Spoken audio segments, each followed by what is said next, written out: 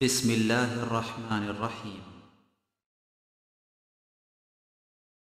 ومن أحسن قولا ممن دعا إلى الله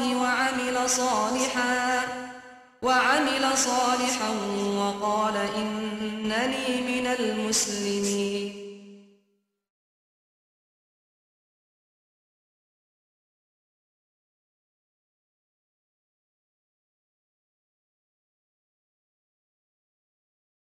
ومن يشاقق الرسول من بعد ما تبين له الهدى ويتبع غير سبيل المؤمنين نوله ما تولى ونصله جهنم وساءت مصيرا.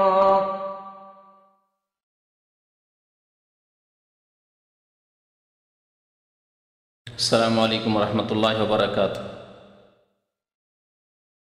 إن الحمد لله نحمده ونستعينه ونستغفره ونعوذ بالله من شرور أنفسنا ومن سيئات أعمالنا من يهده الله فلا مضل له ومن يضلله فلا هادي له وأشهد أن لا إله إلا الله وحده لا شريك له وأشهد أن محمدا عبده ورسوله. يا أيها الذين آمنوا اتقوا الله حق تقاته ولا تموتن إلا وأنتم مسلمون. يا أيها الناس اتقوا ربكم الذي خلقكم من نفس واحدة وخلق منها زوجها وبث منهما رجالا كثيرا ونساء واتقوا الله الذي تساءلون به والأرحام إن الله كان عليكم رقيبا. يا أيها الذين آمنوا اتقوا الله وقولوا قولا سديدا يصلح لكم أعمالكم ويغفر لكم ذنوبكم ومن يطع الله ورسوله فقد فاز فوزا عظيما. أما بعد فإن خير الحديث كتاب الله وخير الهدي هدي محمد صلى الله عليه وسلم وشر الأمور محدثاتها وكل محدثة بدعة وكل بدعة ضلالة وكل ضلالة في النار. أعوذ بالله من الشيطان الرجيم. بسم الله الرحمن الرحيم. ومن يشاقق الرسول من بعد ما تبين له الهدى ويتبع غير سبيل المؤمنين نوليه ما تولى ونصليه جهنم وساءت مصيرا. وقال الله تعالى في موضع آخر أم لهم شركاء شرعوا له من الدين ما لم يأذن به الله. মহান আল্লাহর সমস্ত প্রশংসা যে আল্লাহ পাক আমাদেরকে সৃষ্টি করেছেন এবং আমাদেরকে সঠিক পথ দেখিয়েছেন। সে আল্লাহর সমস্ত প্রশংসা যে আল্লাহ পাক রব্বুল আলামিন আমাদেরকে এই উম্মতে মুহাম্মাদিয়া, যে উম্মত শ্রেষ্ঠ উম্মত, যে জাতিকে আল্লাহ পাক রব্বুল আলামিন শ্রেষ্ঠ জাতি বলে আখ্যায়িত করেছেন, সেই জাতি সেই উম্মতের অন্তর্ভুক্ত হওয়ার তৌফিক দান করেছেন। দরুদ ও সালাম নাযিল হোক আমাদের প্রিয় নবী বিশেষ নবী মুহাম্মদুর রাসূলুল্লাহ সাল্লাল্লাহু আলাইহি ওয়াসাল্লামের প্রতি, যার অনুসরণ করা, যার ইত্তেবা করা, যার আনুগত্য করা মহান আল্লাহ ফরজ করেছেন, যার আনুগত্য করাকে আল্লাহর আনুগত্য বলে আখ্যায়িত করেছেন। যে ব্যক্তি রাসূলুল্লাহ সাল্লাল্লাহু আলাইহি সাল্লামকে মানল সেই ব্যক্তি আল্লাহকে মানল। যে ব্যক্তি রাসূলুল্লাহ সাল্লাল্লাহু আলাইহি সাল্লামের নিয়ে আসা দিনের উপর পথের উপর চলল সেই ব্যক্তি আল্লাহ পাক রব্বুল আলামিনকে পেতে পারে। এই হচ্ছে সিরাতে মুস্তাকিম, সরল সহজ পথ, যেই পথের কামনা করার জন্য, চাওয়ার জন্য দোয়া করার আদেশ প্রদান করেছেন আল্লাহ পাক রব্বুল আলামিন প্রত্যেক নামাজে। ইহদিনাস সিরাতাল মুস্তাকিম আল্লাহ শিখিয়েছেন। এমন এক দোয়া যে দোয়া ছাড়া নামাজ কবুল হয় না, অর্থাৎ সূরা ফাতিহা ছাড়া নামাজ হয় না।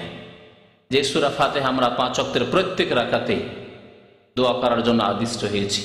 দোয়া করতে হয় আমাদেরকে যে আল্লাহ আমাদেরকে সিরাতে মুস্তাকিম দেখাও, সহজ সরল পথ, সোজা পথ, নবী করিম সাল্লাল্লাহু আলাইহি সাল্লামের নিয়ে আসা পথ, যেই পথের উপর তিনি চলেছেন, তার সাহাবায়ে কেরাম খোলাফায়ে রাশিদিন চলেছেন, তাবেঈন তাবা তাবেঈন চলেছেন, মুসলিমগণ যারা সৎকর্মশীল তারা চলেছেন, সেই পথ আমাদেরকে দেখাও। সিরাতাল্লাযীনা আন'আমতা আলাইহিম, পুরস্কৃতদের পথ, যাদেরকে পুরস্কার দেওয়ার আল্লাহ তুমি ঘোষণা করেছো, সেই পথ। আল্লাহুম্মা সাল্লি আলাইহি আল্লাহুম্মা বারিক আলাইহি। আজকে আলোচনা করব আপনাদের সামনে উপমহাদেশ ভারত, বাংলাদেশ, পাকিস্তান এসব দেশে, যেসব দেশের মানুষ আমরা, এসব দেশে প্রচলিত বিদাতগুলি সম্পর্কে, বিদাত সম্পর্কে রমজান মাসে ইফতার ক্যাম্পে কয়েকদিন বক্তব্য করা হয়েছে।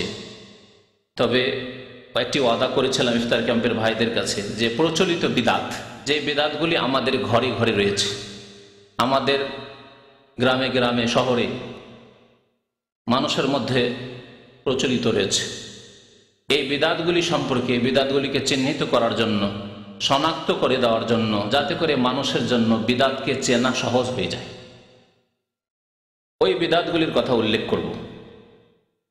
বিদাত সম্পর্কে নবী করিম সাল্লাল্লাহু আলাইহি ওয়াসাল্লাম কি বলেছেন এ সম্পর্কে যদি আলোচনা করা যায় তাহলে সেখানেই থেকে যাব। সেই আলোচনাগুলি আজকে না বাড়িয়ে শুধু ওই বিদাতগুলির কথা উল্লেখ করব, যে বিদাতগুলি আমাদের সমাজে ছড়িয়ে ছিটিয়ে আছে। কারণ যেসব ভাইরা, মুসলিমরা বিদাত করে থাকে, তারা সেই বিদাতগুলিকে বিদাত মনে করে না, সেগুলিকে ইবাদত মনে করে, অথচ সেগুলি ইবাদত নয়, বিদাত। তাহলে ইবাদত কি আর বিদাতি কি? জি, ইবাদত যা আল্লাহ পাক রব্বুল আলামিনের জন্য করা হয় এবং একমাত্র রাসূলুল্লাহ সাল্লাল্লাহু আলাইহি সাল্লামের তরিকা মোতাবেক করা হয়, রাসূলুল্লাহ সাল্লাল্লাহু আলাইহি সাল্লামের অনুসরণের ভিত্তিতে করা হয়।